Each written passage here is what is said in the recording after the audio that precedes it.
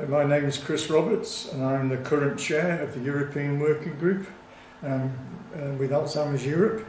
And I come from Wales in the UK, and we live right on the north coast in a little village called Rhython. And my name is Jayne Goodrick. I'm Chris's wife.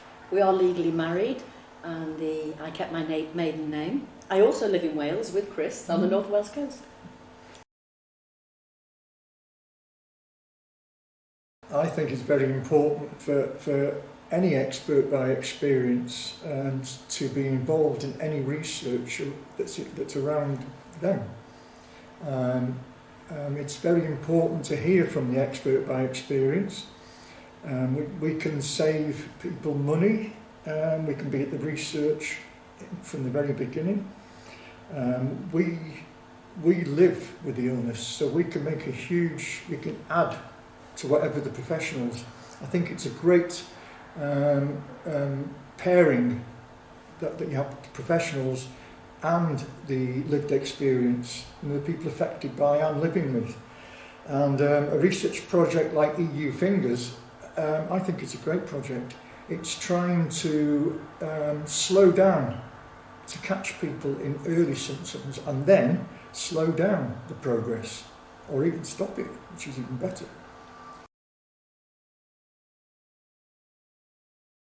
Well, what we found when Chris first had a diagnosis was there was supposedly nothing that could be done because we went to Dr. Google, and that's what Dr. Google told us. We became involved in research, and then this opened up a whole new world that we had never been involved with before. It gives people hope.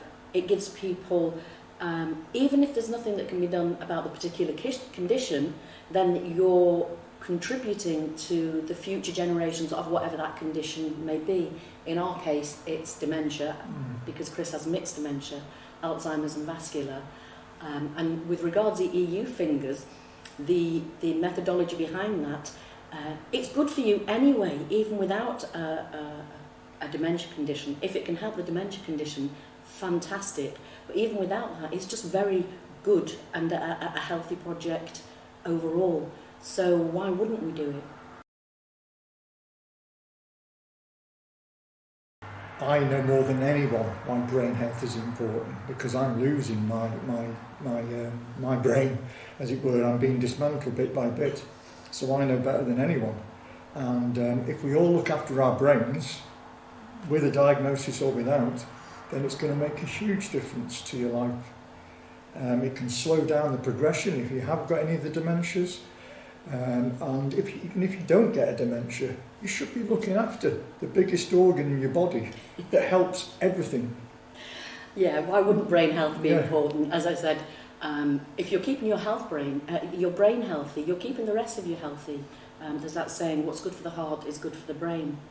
But in Chris's case, with Alzheimer's, he does have this a shrinking of the brain. So he really needs to maximise the good parts of the brain that are there.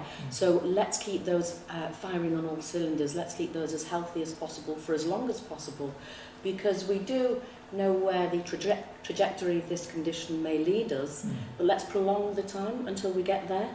Let's make Chris's quality of life and my quality of life as good as possible. The best that we can during the time that we do have.